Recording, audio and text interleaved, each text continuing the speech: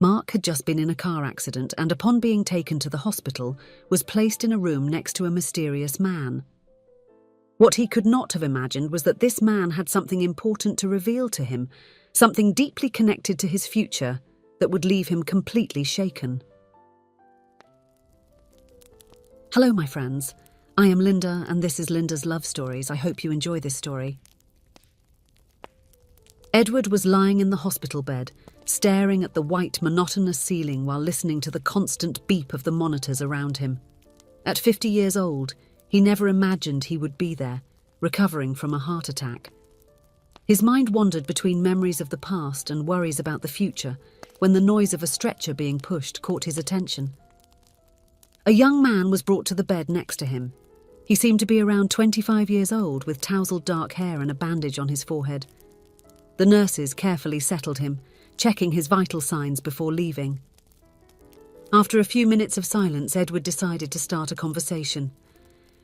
"Hello, I'm Edward. It looks like we'll be roommates for a while." The young man turned slowly with a pained expression on his face. "Hi, I'm Mark. Nice to meet you, Edward." "What brought you here, Mark?" Edward asked, genuinely curious. Mark let out a sigh before responding. "Car accident. I left a party last night and, well, I ended up hitting a pole." Edward raised his eyebrows, making a sympathetic look. He could imagine what had probably happened. "And you, Edward? What brought you here?" Mark asked, shifting the focus of the conversation. "Heart attack," Edward replied, touching his chest instinctively. Apparently, years of poor diet and stress have finally taken their toll. The two men continued chatting casually, exchanging stories about their lives and experiences. Edward discovered that Mark was a promising young entrepreneur, full of energy and ambition. He spoke enthusiastically about his projects and plans for the future. When visiting hours arrived, Edward watched with interest the people who came to see Mark. First, a middle-aged couple entered. Clearly Mark's parents, accompanied by a young woman with blonde hair and a gentle smile. The girl held Mark's hand affectionately, while the parents asked about his health.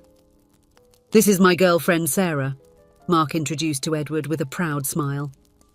Sarah nodded politely at Edward before turning her attention back to Mark. After about half an hour, the parents and Sarah said their goodbyes, promising to return the next day. Edward noticed the relieved look on Mark's face when they left, but his curiosity increased when, a few minutes later, another girl entered the room. This new visitor was a brunette with a bolder style than Sarah. She approached Mark's bed with familiarity, giving him a passionate kiss on the lips. Edward pretended to look away, but couldn't help noting the intimate behaviour between the two. When the second girl left, Edward couldn't contain his curiosity. "Mark, I couldn't help but notice. Do you have two girlfriends?" Mark let out a laugh, seeming a bit embarrassed. "Not exactly. Sarah is my official girlfriend. Melissa, well, she's more of an adventure." Edward frowned, recalling his own youth. "And do you intend to continue with both?"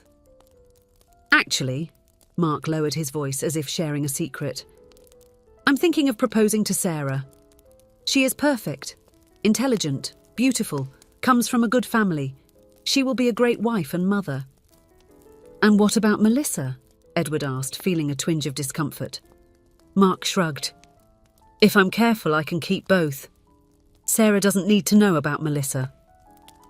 Edward remained silent for a moment, letting Mark's words echo in his mind. He saw himself reflected in that young man full of confidence and arrogance. Finally, he decided to share his own story. "Mark, let me tell you something about my life," Edward began, his voice laden with a mix of nostalgia and regret. "I used to be like you, young, full of life, always in search of the next conquest." Mark adjusted himself on the bed, curious to hear the story from the older man. "So, one day I met Amy," Edward continued, a sad smile playing on his lips. "She was different from all the others. Kind, loving, even innocent. At first I saw her as just another challenge, But I ended up truly falling in love. Edward paused, lost in his memories. We got married, and for a while I thought I had found happiness. But old habits are hard to break. I convinced myself that I could keep my adventures a secret, that Amy would never find out. Mark listened attentively, his expression a mixture of curiosity and discomfort. One day, Amy discovered one of my betrayals. She was pregnant with our child. Edward's voice faltered, recalling the devastating moment. She didn't catch me in the act, as you might imagine. In fact, it was much worse. She found messages on my phone. I had been careless, leaving the phone unlocked on the kitchen table while I took a shower. Edward took a deep breath, his eyes fixed on the floor. Amy was preparing dinner, distracted, until the phone buzzed with a new message. She didn't have the habit of going through my things, but something in that moment made her look. She opened the messages and found the whole truth there, written in a cruel and straightforward manner. The promises I made to another woman, the meetings I hid. Everything was there. He swallowed hard before continuing. When I came out of the bathroom, she was sitting at the table, pale and holding the phone. There were no screams, no explosive confrontations. She just looked at me with tears in her eyes and asked, "Why?" Edward closed his eyes as if reliving the moment. It was the first time I saw how much I could hurt someone. Amy was 6 months pregnant, and with all the stress, she started having complications. The doctors said she might lose the baby. At that moment, my world collapsed.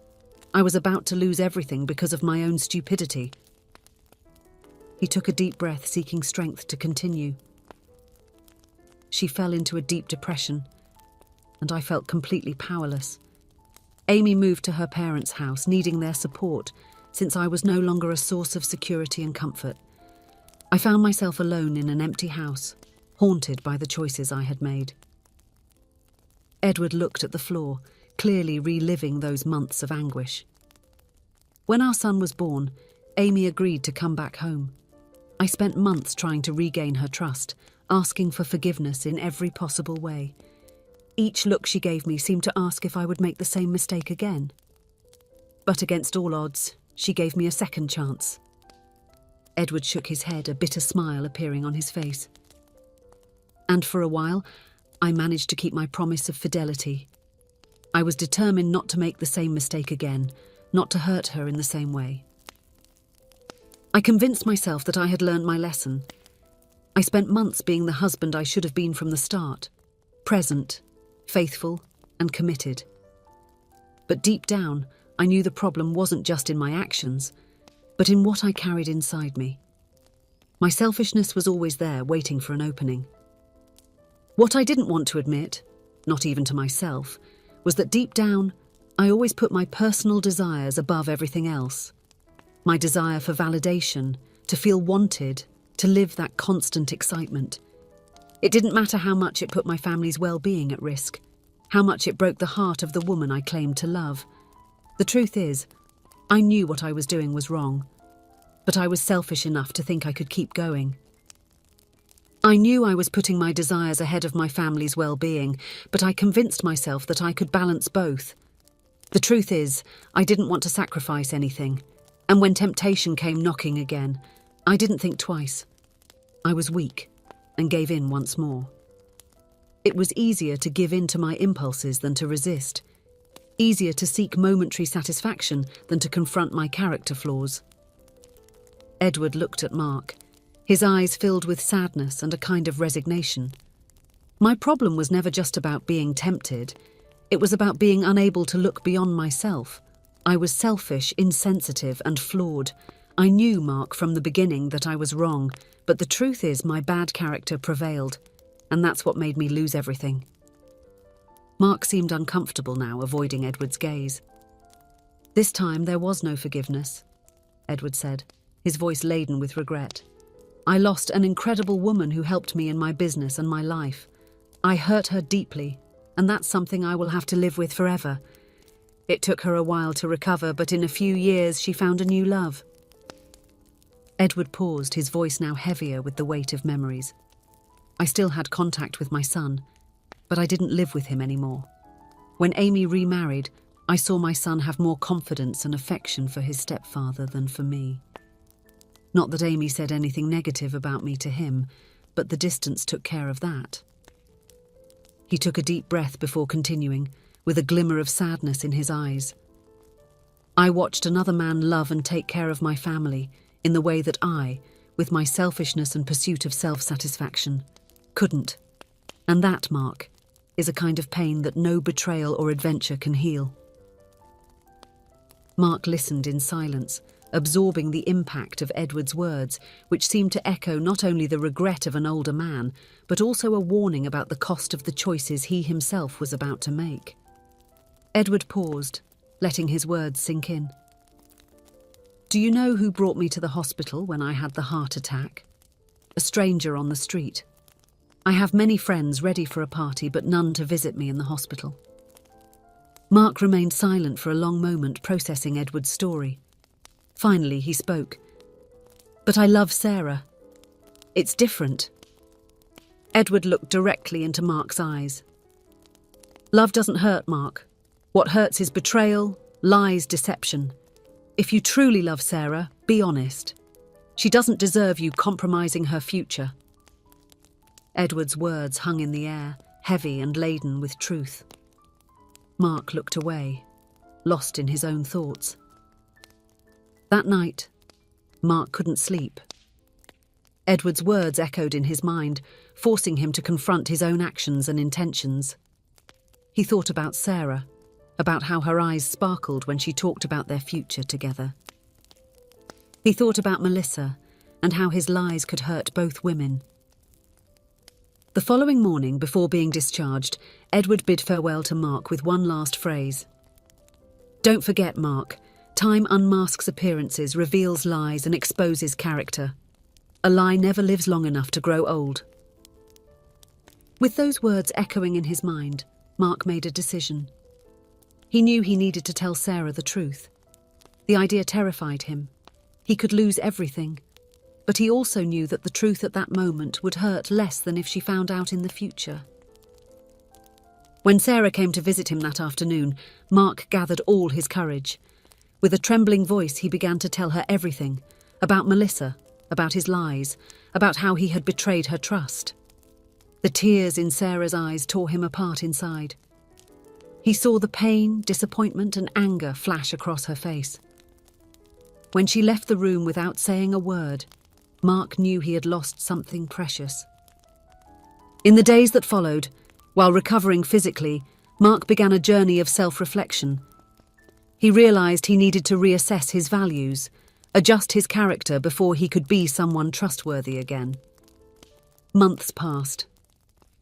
Mark did not try to win Sarah back. He knew she deserved someone better than he was at that moment. Instead, he focused on becoming a better person, someone who could look in the mirror and feel proud. One day, while exercising in a park, Mark saw Edward sitting on a bench, feeding the pigeons. Hesitantly, he approached. "Edward," he called softly. The older man looked up, a smile of recognition forming on his face. "Mark, what a pleasant surprise. How are you?" Mark sat down next to him. "I'm better. Different. I followed your advice, you know. I told my girlfriend the truth." Edward nodded, his eyes full of understanding. "And how did it go?" "Painful," Mark admitted. "I lost her, as expected. But you were right. The truth hurt less than it would have if she had found out on her own later." "And now?" Edward asked gently. Mark looked at the horizon, thoughtful. "Now I'm working on myself, learning to be a better, more honest person. I've realised that character is who we are in the dark when no one is watching." Edward smiled, placing a hand on Mark's shoulder. "That is a valuable lesson, my young friend. One that took me a long time to learn." The two sat in silence for a moment, watching people pass by. Mark felt a wave of gratitude for that unexpected meeting in the hospital, which had changed the course of his life. "Thank you, Edward. Mark finally said. "For sharing your story. For making me see the truth before it was too late." Mark had learned that true character is revealed in the choices we make when we think no one is watching. And he was determined to be someone he could be proud of, no matter who was looking.